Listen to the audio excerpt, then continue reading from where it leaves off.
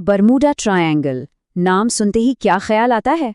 गायब होते जहाज, आसमान से ओझल हो गए प्लेन, एक ऐसा रहस्य जिस पर विज्ञान भी चुप हो जाता है।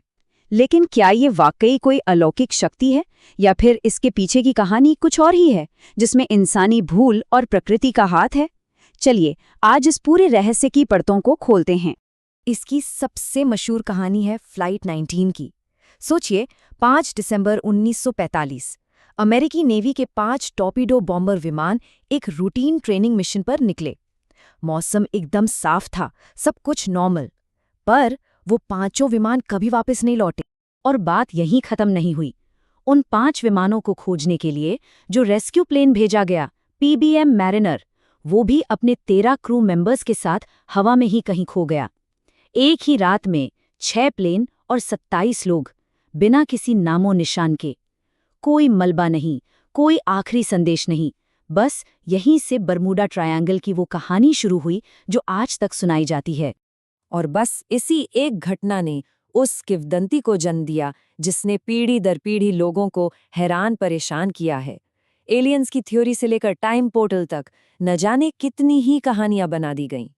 लेकिन जो सरकारी संस्थाएं हैं, जैसे नोआ यानी कि national oceanic and atmospheric administration, वो एक बिल्कुल अलग तस्वीर दिखाती हैं।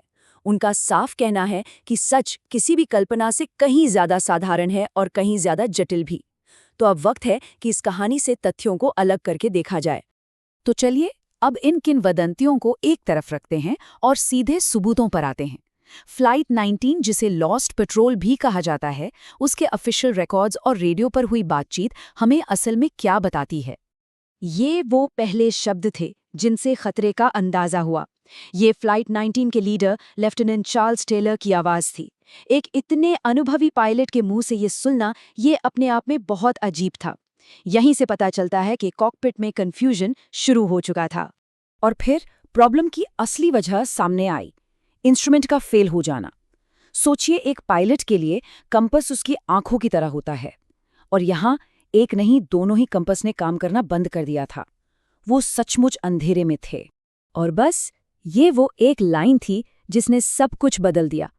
ये फ्लाइट लीडर की वो खतरनाक गलत फहमी थी जो उन्हें और उनकी पूरी टीम को सेफ्टी से दूर मौत के मुंह में खुले समंदर की ओर ले गई।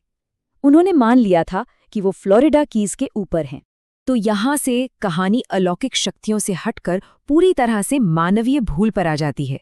फ्लाइट 19 की त्रासदी किसी रहस्य की वजह से नहीं, बल्कि इंसानी गलतियों और खराब हालातों के एक कॉम्बिनेशन की वजह से हुई थी।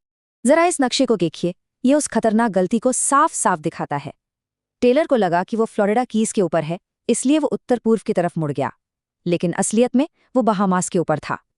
इस एक गलत मोड़ ने उसे जमीन से दूर सीधे खुले अटलांटिक महासागर में धकेल दिया। तो जब हम कहानी को तोड़कर देखते हैं तो तस्वीर बिल्कुल साफ हो जाती है। लीडर एक्सपीरियंस्ड था, पर उस रूट के लिए नया था। उसके कंपास ने धोखा दे दिया, और शायद अपने गुरूर में उसने दूसरे पायलट्स की बात नहीं मानी जो सही रास्ते का अंदाजा लगा चुके थे। और ऊपर से मौसम भी लगातार बिगड़ता जा रहा था।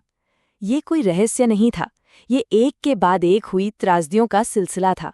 और देखिए, फ्लाइट 19 की ये कहानी कोई अनोखी नहीं है। इंसानी गलती, चाहे तब हो या आज, समंदर में होने वाले हादसों का सबसे बड़ा कारण रही है। 2012 के कुछ बड़े समुद्री हादसों पर नजर डालें तो, चाहे वो कोस्टा कॉन्कॉर्डिया हो या MV रेना, एलियंस की एक स्टडी के मुताबिक इन सबका मुख्य कारण एक ही था, ह्यूमन एरर। ये एक ऐसा पैटर्न है जो बार बार खुद को दोहराता है। लेकिन रुकिए, कहानी में सिर्फ इंसानी गलती ही नहीं है। इस इलाके में प्रकृति की कुछ ऐसी ताकतें भी काम करती हैं जो बेहद शक्तिशाली और खतरनाक हैं। इनमें सबसे बड़ी है गल्फ स्ट्रीम। इसे ऐसे समझिए जैसे समंदर के अंदर ही एक बहुत तेज नदी बह रही हो।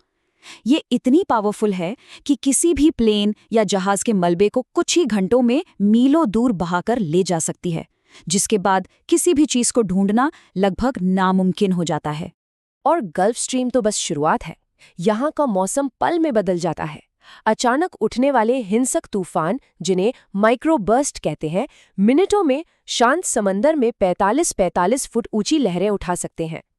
कुछ वैज्ञानिक तो यहाँ हेक्सागनल बादलों की भी बात करते हैं, जो एयर बॉम्ब जैसी स्थिति बना सकते हैं, जहाँ हवा की रफ्तार 170 मील प्रति घंटे तक पहुंच जाती है। अच्छा, तो फिर उन दूसरी मशहूर थियरीज का क्या, जैसे कि यहाँ कोई खास मैग्नेटिक शक्ति काम करती है? अमेरिकी नेवी ने सालों तक इस इलाके की जांच की है और उन्हें ऐसी कोई भी असामान्य मैग्नेटिक गड़बड़ी नहीं मिली। और रही बात समंदर से मीथेन गैस के बुलबुले निकलने की, तो ये थियरी भी साइंटिफिकली प्रूवन नहीं है, क्योंकि ऐसे गैस के भंडार तो दुनिया में कई जगह मौजूद हैं। तो सवाल ये उठता है कि अगर हमारे पास इतने सारे तार्किक और वैज्ञानिक जवाब मौजूद हैं, तो फिर बरमूडा ट्रायंगल का ये रहस्य आज भी इतना मजबूत क्यों है? हम क्यों इस पर विश्वास करना चाहते हैं? इसकी एक वजह तो बहुत सीधी सादी है, ट्रैफिक। ये दुनिया के सबसे व्यस्त समुद्री और हवाई रास्तों में से एक है, और जाहिर है जहां ज्यादा जहाज और प्लेन होंगे वहां हादसे भी ज्यादा होंगे। तो ये तय करना मुश्किल हो जाता है कि क्या यहाँ सच में कुछ अजीब हो रहा है या ये सिर्फ आंकड़ों का खेल। एक ऑस्ट्रेलियाई रिसर्चर कार्ल क्यूजले ने की इसे और भी साफ शब्दों में कहते हैं। उनका कहना है कि किसी जहाज के गायब होने का दोष एलियंस पर डालना बंद कीजिए और असल वजह पर ध्यान दीजिए, जो है खराब प्लानिंग और सीधी सादी गणित। और शायद असली वजह हम सबके अंदर ही है। हम इंसानों को रहस्य पसंद है। एक रोमांचक अनसुलझी कहानी सुनना मानवीय भूल और खराब मौसम जैसे बोरिंग लेकिन सच्चे जवाबों से कहीं ज्यादा मजेदार लगता है ना? तो आखिर में असली रहस्य शायद बरमूडा ट्रायंगल में नहीं है। असली रहस्य ये है कि जब हमारे पास इतने सारे लॉजिकल जवाब हैं, उसके बावजूद हम उस किंवदंती को, उस रहस्य को जिंदा क्यों रखना चाहते हैं। शायद असली अनसुलझा इलाका बाहर समंदर में नहीं, बल्कि हमारे अपने दिमाग के अंदर है।